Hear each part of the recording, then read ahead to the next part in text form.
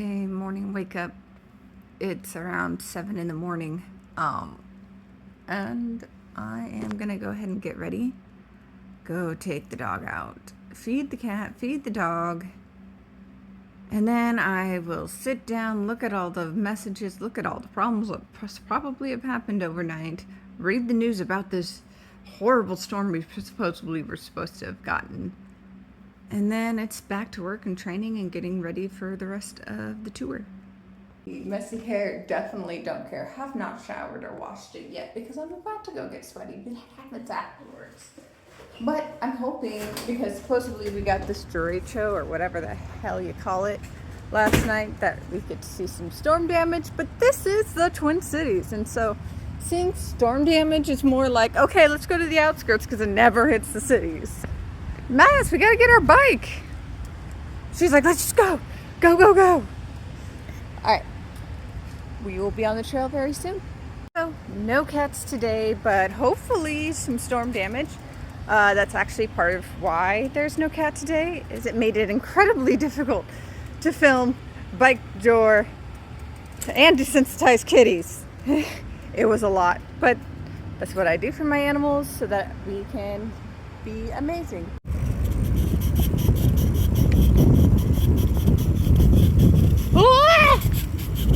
Oh dear God.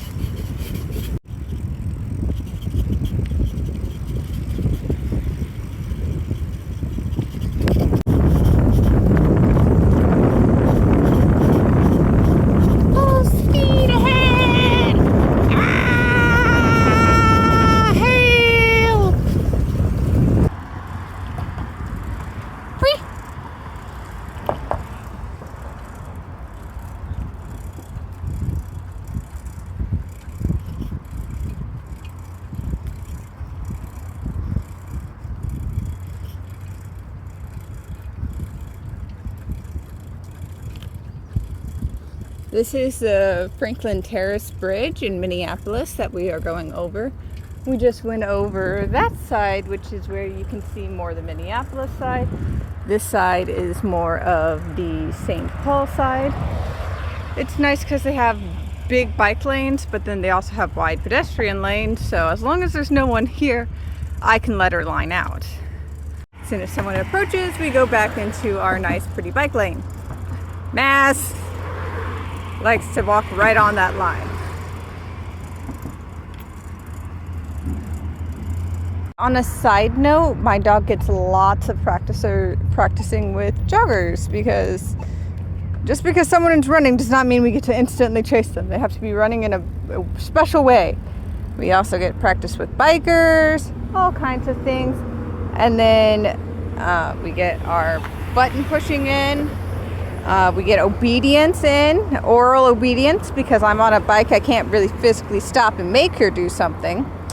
So this is a great way to start your morning with a Malinois.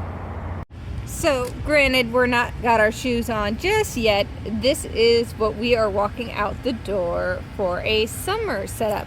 This is an evaporative cooling vest, so you get it wet and then it stays cool and moist, but not like wet dog smell on their back the whole time. And you can still fit their gear over and under it. And if you do the like under portion on the belly, they have an area where if you had a different type of harness, you could still reach your dog's back. Completely ignored the driver's note. Now let's see if this is going to be driver number 100 that denies me and the dog, and see if I will ever make it home tonight. It's just my Lyft driver. I've had 8 deny me. I just need to get in the car. Again, why? Why? Why?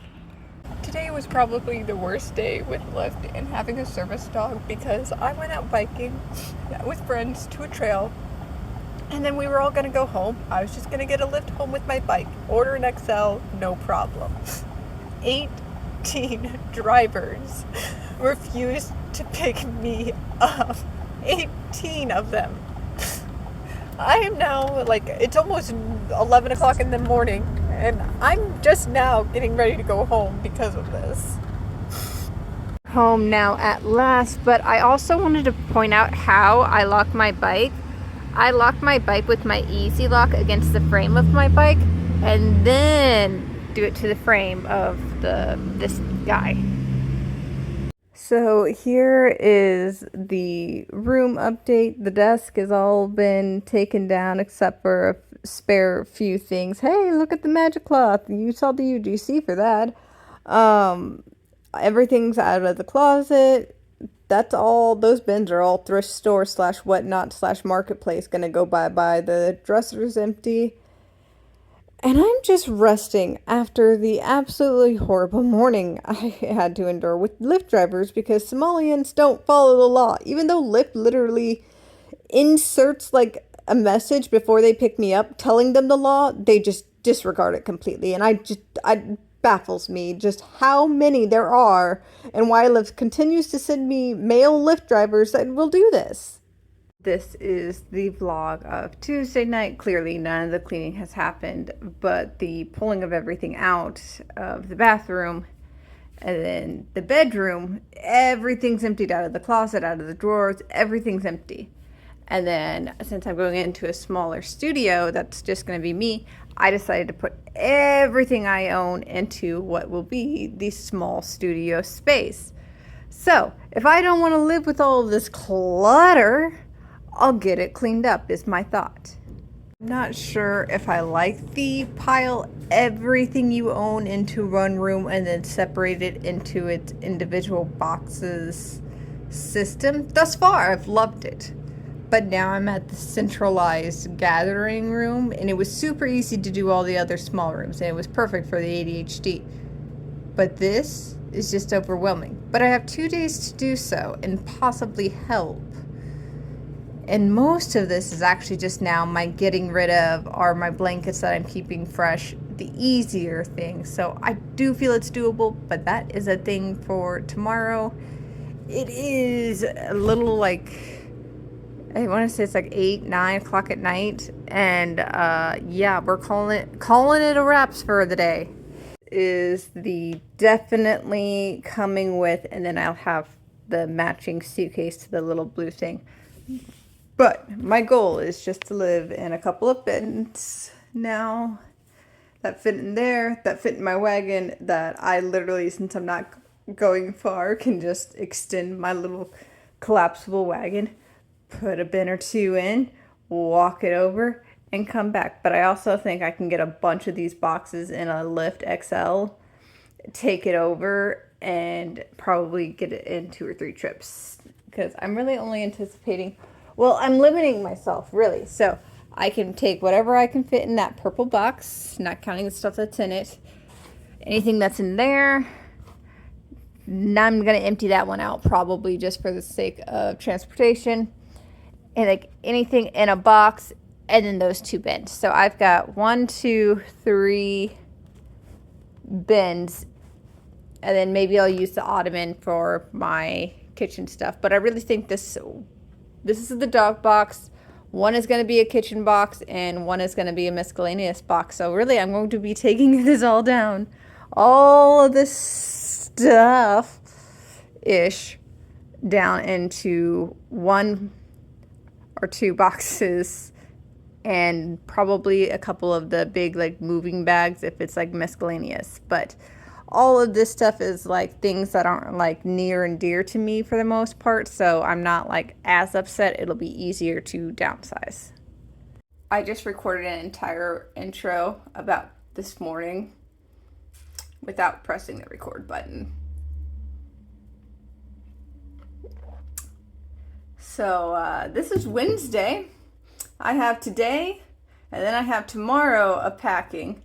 Here's what's left to pack, because like I'm walking over with the suitcase of stuff, and then basically this pile-ish table, that bin's pretty much empty over there, and then the stuff on the table is all things that have been like wash cleaned and like don't touch or get it covered in dog hair, and then the counters are just they're a hot mess. But I have 2 days to sort through basically this pile, and then I'm going to sort through that pile.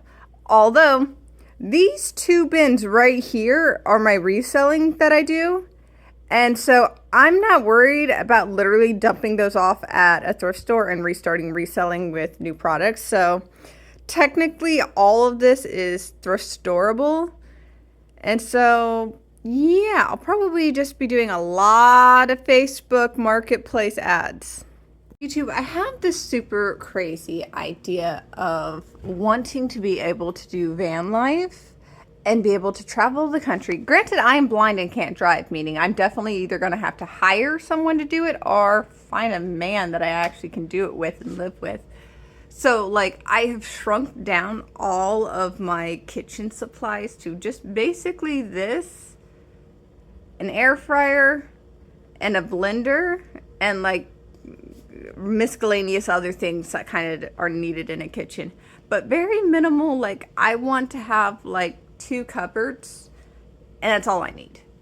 Because, again, maybe one day van life and multiple Malinois going to competitions all day long and just live streaming competitions could be the daydream. So at the very tip top is floor 16. So 16, 15, 14, 13. One of those windows will be mine. Those aren't actually like balconies or anything. Those are going to be like the HVAC vents, it looks like, going up the building. I am snooping around a day early because I'm nosy. They are getting the last of the plants in. Left.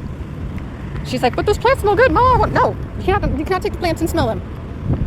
But super, super excited. So, heel. But we'll go up a little bit. So, bike parking, yes, on the outside, because I did the indoor amenities, but I did not tell you about the outdoor amenities. This is the bike area where they have bikes inside and outside. And then they have the street parking. It's an 8-hour limit. And, or you could probably attach your bike to that. The pay area is, okay, you pay with your phone right here. And then you go up to your thing, enter in your number for your parking space, walk it back to the parking meter, and you are good to go for up to 8 hours. That is street parking. It's been along the garage side of the building. This is the east side of the building, so south and east sides of the building. This is the building as we're walking by. As I'm dying. Really what I really like is about the east side is that there is the Holiday Speedway right there. I mean, here is your front door basically. Right there is your front door. There's the front door to Holiday. And then you've got shops just across. Oh, and the bus for 6th View, there's the door to the Accolade. It pulls right on up. See if I can act. And now this is the northern side, aka the main part of the building. This would be where you enter. Literally front door right there, 2650. And then this is the bus stop area. So this is one of the buses that's just right here ready to go. This is 6th View via France, so that's going to go all the way to Edina. Pardon the bus noise, but just past the buses there's a nail and salon. So if you need to go get your nails done, again, you're within walking distance. Right down there, front door. Nail salon, pizza place. We're going to be going across the street here in a second. Here's a glance at the building from the west side. And then directly as our neighbors is some more food. So now you have the Cajun seafood barbecue, which is, I'm not like a huge barbecue fan, but I could probably find something to eat. Like, I love crab cakes. I'm going to demonstrate walkability. There is no crosswalk here, and this is a busy street. I am blind. Walk on. Yes. My guide dog's like, excuse you, lady. And traffic does slow down. It's not too busy a street at all times. very decent people in very safe neighborhood. Now you have a children's clinic right there ran by the University of Minnesota. You also have a pharmacy right there that anybody could pick up, so you can eat, get your meds, go to school, and do everything all from pretty much right outside your front door. So Christian, the manager, calls me. It is not even 48 hours. It is noon on Wednesday. I'm supposed to move in like 9 a.m. Friday morning. And he tells me, oh, by the way, misunderstanding. Pet Screening has ignored us for 2 weeks and cannot get back to you on your emotional support animal. So we're just going to circumvent that and have you give us the letter or fill out an affidavit or something. And I go, fantastic. I love that. I'm so grateful you guys are able to work with me. I gave them 2 weeks. You've reached out professionally. I've reached out professionally. There's no way between the two of us we can't have worked that out. He goes, oh, but another thing. We just need you then to pay first month's rent and you'll be good to go to pick up keys on Friday. And I go, I already paid my security deposit to get my first month's rent free. He goes, oh, no, you misunderstood. You actually get your second month free. So you're not actually getting the advertised special that you thought you were getting. You still technically might get 1 month free, and this will be a very huge deciding factor on which way these videos go. Did they, because we've got the other video. I'm going to go look back on that tour video and tell us that the first month is free if you pay the security deposit. And if they did, then I'm going to hold them to that, because that is false advertising. My hopes, my dreams, my whole house, everything. It is all packed up. I have nowhere to go. It's $1,200 for the security deposit, gone, paid. $1,200 for first month's rent, gone, paid. That's $3,000. Now you need to hire a moving company because, I don't know, I'm blind and can't drive and weigh 100 pounds. There's another chunk of money. Plus, I need to be able to pay utility deposits if there's any. I need to be able to pay for food, pantry items, all of these things. Where does the money come from? I don't make the buku money. Oh, but I could use my credit card. Oh, but wait, to even use a credit card to get that kind of a money, unless I want to put it all on the credit card and pay all of that interest fee, which is going to cost me money due to their lack of planning, takes 2 to 3 days unless I charge the card. So you tell me, should I go take a personal loan out and incur a bunch of extra fees for me for their lack of planning? Or should they have to make it right and honor what they said in the video and give me the first month's free and have me start paying on the second? We are less than 48 hours away and the mailboxes aren't working? Okay, it's 5 o'clock p.m.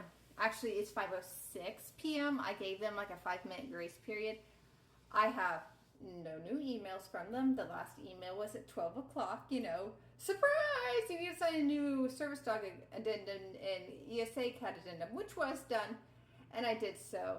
And then I spent the afternoon with the Attorney General, who have referred me to a couple of lawyers who do just the housing portion of this, who then got me in touch with some other specialists who we're going to go ahead and get this paid, because it has to get paid in order for us to prove that, okay, we had multiple sources pay you, and if they try this BS of any more hidden fees, not talked about fees, not on that glamorous list, I will let you guys know. I will be videotaping everything now. I wasn't going to videotape everything. I thought that was going to be a little overkill. I think that's underkill at this point. Tomorrow's the 31st. That is their first day they are allowing people in.